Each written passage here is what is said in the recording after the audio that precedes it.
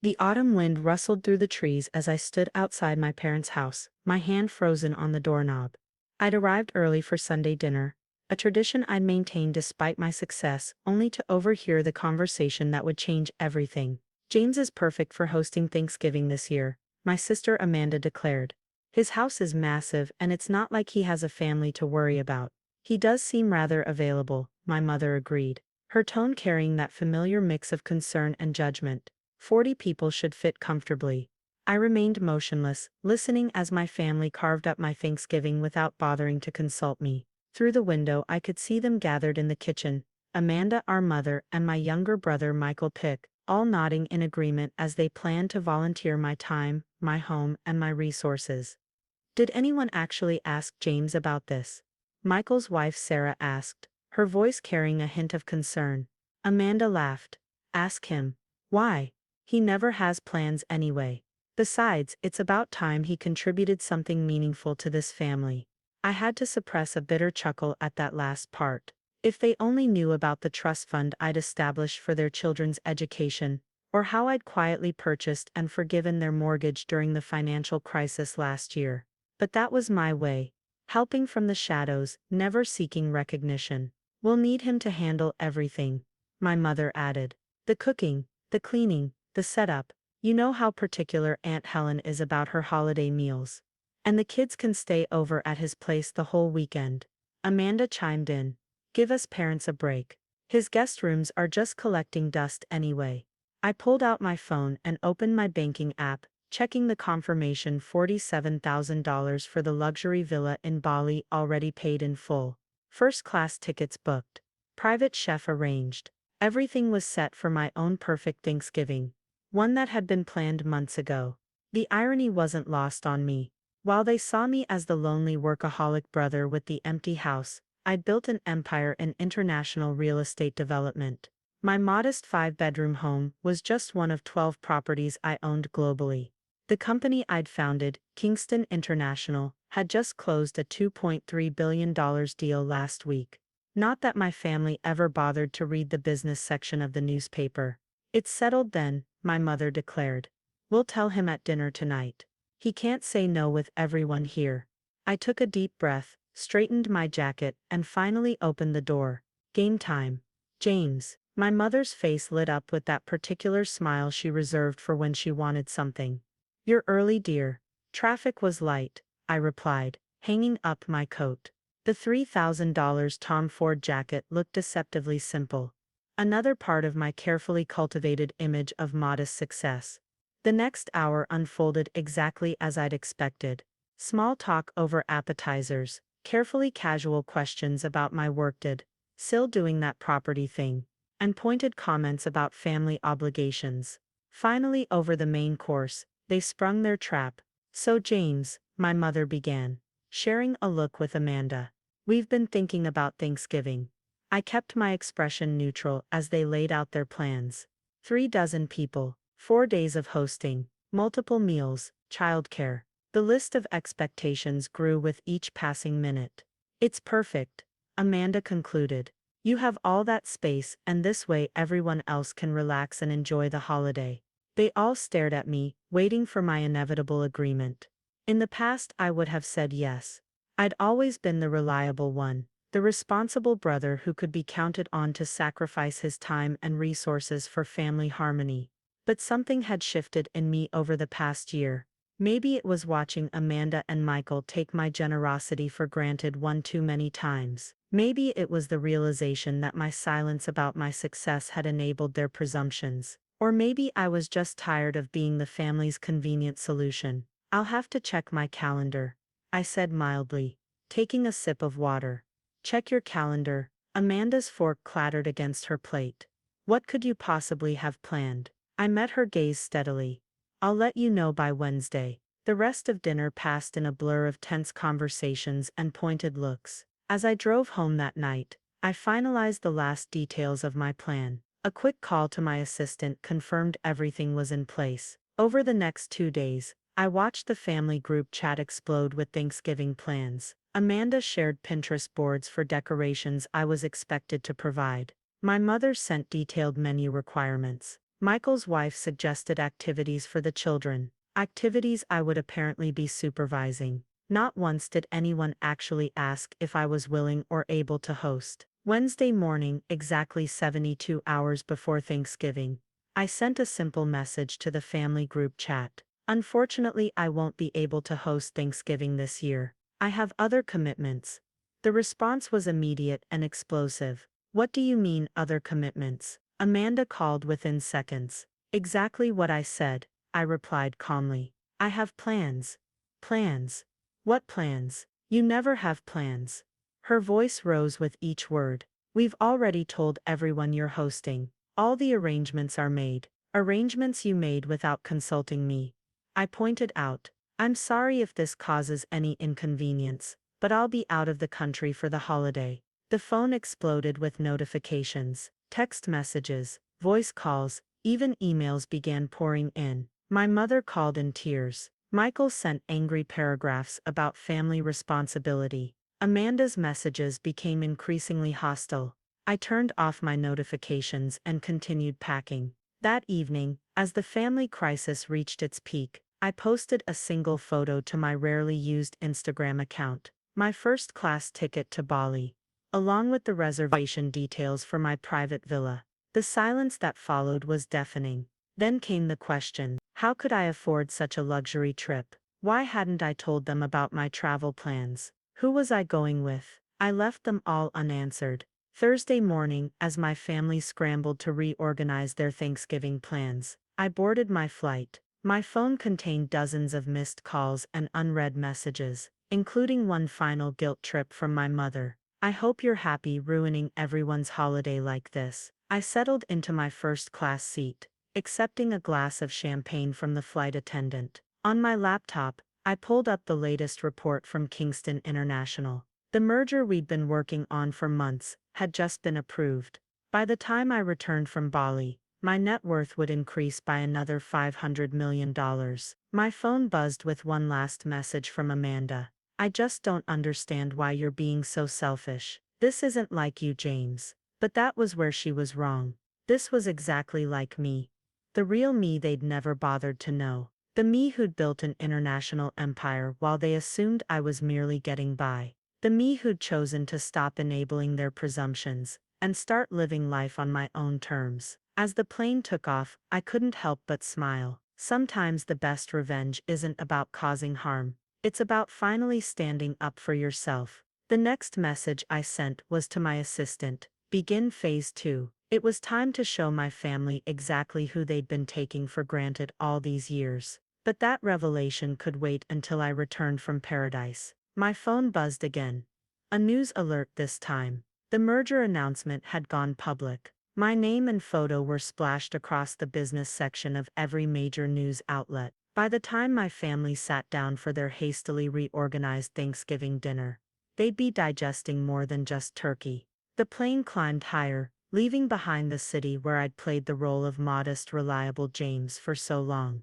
Below, I imagined my family gathering for emergency planning sessions, scrambling to salvage their holiday plans. They'd be angry, frustrated, and confused, emotions they were used to causing in others, but rarely experienced themselves. But this was just the beginning. My Thanksgiving surprise was merely the appetizer. The main course, the full revelation of who I really was and what I'd achieved, would be served upon my return. As the coast disappeared beneath the clouds, I opened my laptop again. Time to review the documents my lawyers had prepared. After years of quietly managing my family's financial crises from the shadows, it was time for everything to come to light. Let them spend this Thanksgiving reflecting on how they'd treated their unsuccessful brother. By Christmas, they'd be seeing me and themselves in a very different light. The seatbelt sign dinged off, and I reclined my seat. Ahead lay 2 weeks of peaceful luxury in Bali.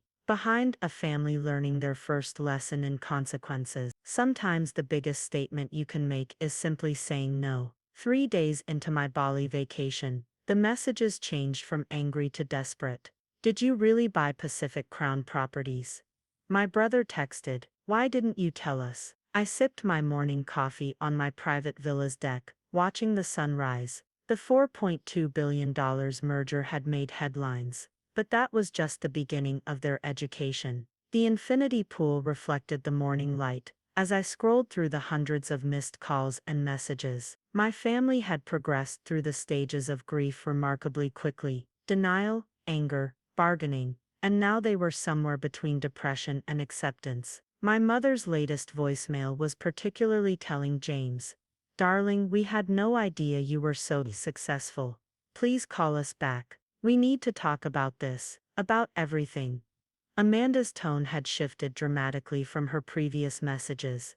Hey big brother, I just saw you on CNBC. They're calling you the silent titan of real estate. Why didn't you ever say anything? Call me back, please. Even Michael, who'd spent years making snide comments about my modest lifestyle, had sent a series of increasingly humble texts. Man, I feel like such an idiot. All this time, we need to talk. I set my phone aside and opened my laptop to review the morning reports. Kingston International's stock had jumped 12% since the merger announcement. The business world was buzzing about the mysterious CEO who'd built a $4.2 billion empire without anyone noticing. My assistant Sarah had sent her daily brief.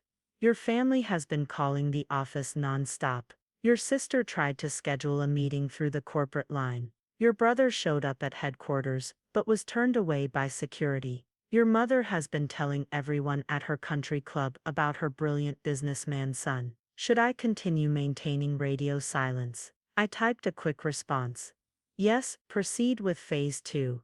Phase 2 was already in motion. My lawyers had begun the process of transferring all the properties I'd secretly purchased for my family into their names. The house my parents lived in, the building where Amanda's boutique operated rent-free, Michael's bargain condo, all would soon be officially theirs, complete with documentation showing how long I'd actually owned them. Let them stew in that revelation for a while. A message popped up from my PR team. Good Morning News wants an exclusive interview. They've uncovered your history of anonymous charitable donations. How would you like us to proceed? I smiled, thinking of the children's hospital wing I'd funded in my late father's name, the scholarship program I'd established at our old high school, and the small businesses I'd saved during the pandemic, all done quietly without recognition. Decline the interview, I replied. But you can confirm the donations. My phone buzzed again.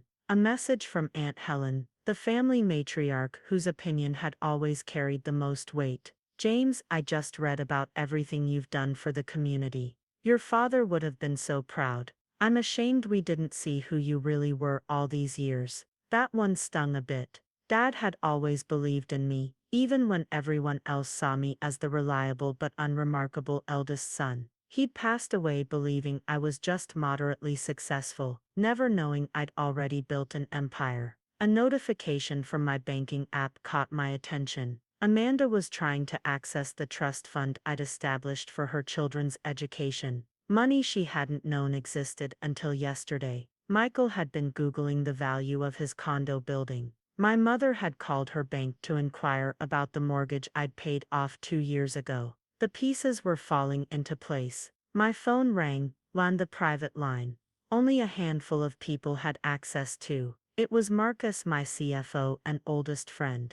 The vultures are circling, he said without preamble. Your family's been reaching out to everyone they can think of to get to you. Your sister's husband tried to pitch a family investment opportunity to the board. I laughed. How did that go? About as well as you'd expect. But here's the interesting part. Your brother's been looking into your other properties. He found the house in France. Ah yes, the chateau I'd purchased last year, where I'd planned to spend Christmas. Another surprise for the family to digest. Let them look, I said. It's time they saw the whole picture. You sure about this, James? Once everything comes out. They wanted to see me contribute something meaningful to the family, I replied. Let's show them what that really looks like. After hanging up, I opened my email to find dozens of messages from extended family members, old friends, and acquaintances who'd suddenly remembered my existence. Each one expressed amazement at my success, offered congratulations, and not so subtly hinted at investment opportunities or job openings. The local news back home had picked up the story. Local business mogul's secret success read one headline. Kingston International CEO's humble origins declared another. My high school had already reached out about naming their new business center after me. A text from my mother, darling. Please, we're having a family dinner tonight. Everyone wants to apologize. We feel terrible about Thanksgiving. Let us make it up to you. I checked the time difference. They'd be sitting down to dinner right about now, probably with an empty chair at the table, discussing their absentee son brother whose face was suddenly everywhere. Time for the next move. I opened my laptop and sent a single email to my legal team. Execute all property transfers immediately. Send the documentation to each family member by courier. Priority overnight delivery.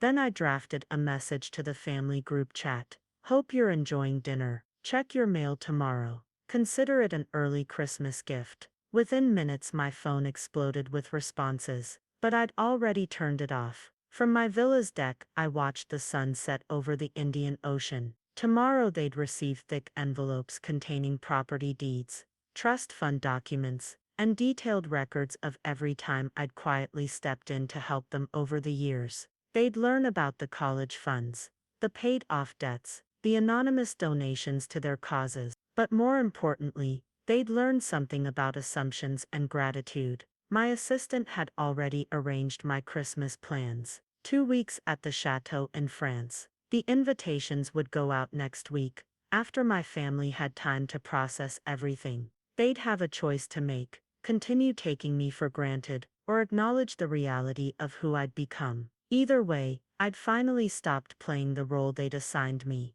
A gentle breeze carried the scent of tropical flowers. As I settled into my evening routine, somewhere across the ocean, my family was having a very different kind of dinner than they'd planned for Thanksgiving. Instead of directing me around my own kitchen, they were probably dissecting every interaction we'd had over the past decade, re-examining every assumption they'd made. My phone lit up with one final message before I turned it off for the night. From Sarah, my assistant. Phase 2 complete. All documents delivered for morning arrival. Phase 3 ready on your command. Phase 3 would have to wait. For now I had a massage scheduled, followed by dinner prepared by my private chef. Tomorrow would bring new developments, new revelations, new adjustments to the family dynamic. But tonight I would enjoy the peace I'd earned. Sometimes the best revenge is simply living well. Back in my office after Bali, I watched the security feed as my family gathered in the lobby. "We demand to see him," Amanda shouted, waving the property deeds I'd sent. My mother clutched the mortgage documents, while Michael stared at the trust fund papers. I pressed the intercom. "Top floor. The guards will escort you up." The past week had been exactly as I'd expected. The courier-delivered documents had hit like a bombshell, exposing years of my silent financial support. Now they were here for answers.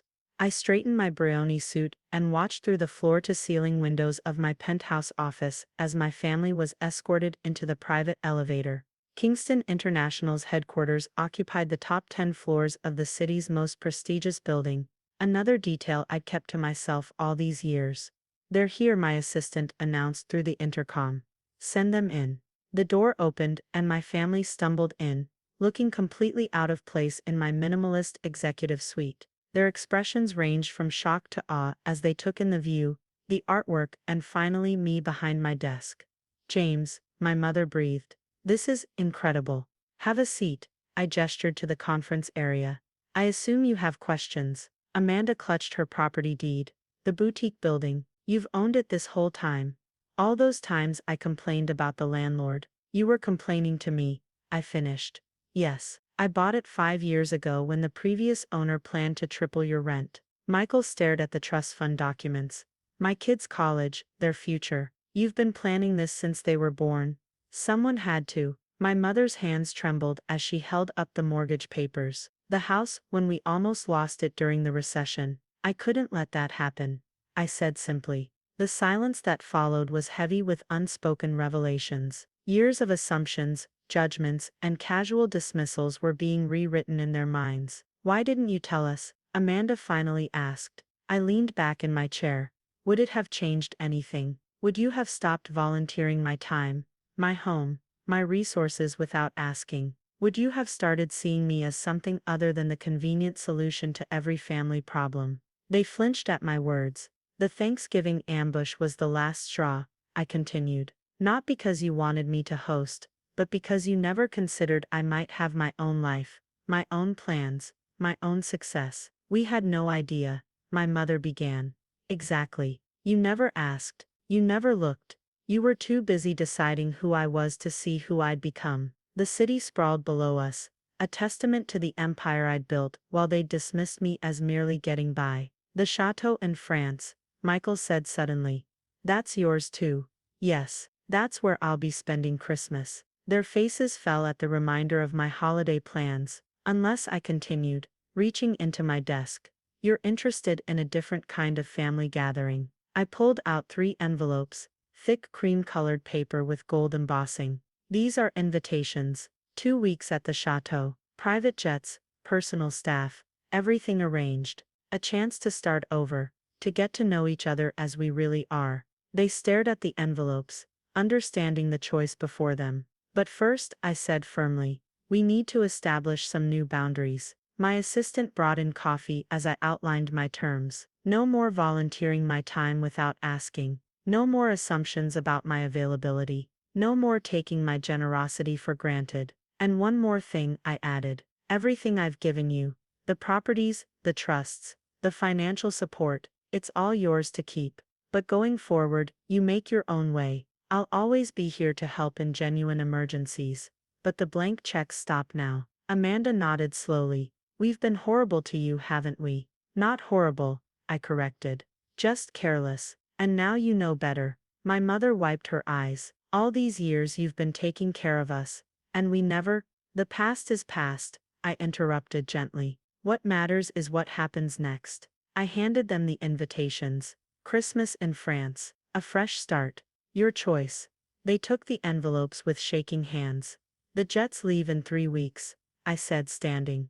Let me know your decision by next Friday. As security escorted them out, I watched them through the windows, huddled together, clutching their invitations like golden tickets. They looked small from up here, smaller still as they emerged onto the street below. My phone buzzed, another message from Aunt Helen. You've taught them all a valuable lesson, James. Your father would be proud of how you handled this. Maybe she was right. This wasn't about revenge or punishment. It was about respect, boundaries, and finally being seen for who I really was. I opened my laptop to check the chateau preparations. The staff was ready, the decorations ordered, the chef's menu planned. Whether my family accepted the invitation or not, I would have the Christmas I chose, not the one they prescribed for me. As the sun set over the city, I smiled. Sometimes the greatest gift you can give your family is the chance to see you clearly, even if it takes a multi-billion-dollar revelation to clear their vision. The chateau glowed with holiday lights as the family cars pulled up. Watching from my study, I saw their jaws drop at the medieval grandeur. Welcome to my real life, I whispered, heading down to greet them. The next 2 weeks would either heal our family or break it completely. Snow dusted the ancient stones as my family stepped into the grand entrance hall, their eyes wide at the 30-foot Christmas tree and crystal chandeliers. The staff stood at attention, ready to escort them to their suites. This is incredible, Amanda whispered, clutching her husband's arm. Your rooms are prepared, I said, descending the main staircase. Take time to settle in. Dinner is at 7 in the main dining room. They followed the butler silently, still processing the reality of their surroundings. I'd arranged everything perfectly, each suite personally decorated, every detail considered.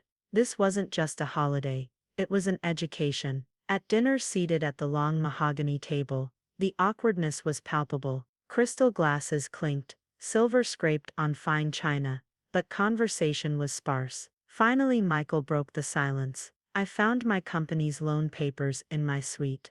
Yes, I replied, sipping my wine. Consider it a Christmas gift. Your startup is now debt-free. But why? He asked. After how we treated you. Because you're family. That never changed. What needed to change was how you saw me, and how you treated me. My mother dabbed her eyes with a silk napkin. We've been such fools. No, I corrected. You just never looked past what you expected to see. The next days unfolded like a dream. Morning walks in the frost-covered gardens, afternoons exploring the chateau's wings, evenings by roaring fires. Slowly the tension melted. Real conversations emerged. I always thought you were just getting by, Amanda admitted one evening. I never imagined. You never asked, I reminded her gently. None of you did. Christmas Eve arrived with fresh snow. The chateau's chapel bells rang across the valley as we gathered for dinner. This time the silence was comfortable, filled with understanding rather than awkwardness. I have one final surprise, I announced, distributing envelopes. Inside each was a document showing my latest investment, a family foundation, funded with $50 million, to be managed jointly. This time I said, we do it together, transparently, as equals. My mother reached across the table and squeezed my hand. We don't deserve you. It's not about deserving, I replied. It's about growing, learning, changing. As midnight approached, we stood on the chateau's terrace, watching snow fall on the French countryside. The old year was ending, and with it our old patterns. Next Thanksgiving, Amanda said suddenly, let us host. As a thank you, I smiled. I'd like that. But please, just ask next time. The chapel bells tolled midnight, as we raised our champagne glasses to new beginnings, to real family, to finally seeing each other clearly. Sometimes the greatest gifts aren't wrapped in paper, but in understanding. Looking at my family's faces in the Christmas lights, I knew we'd turned a corner. The power dynamic had shifted, but something better had taken its place. Respect, appreciation, and genuine connection. Merry Christmas, I said softly, as the snow fell around us. This time when they hugged me, it wasn't out of obligation or necessity. It was out of love, and finally understanding. The end.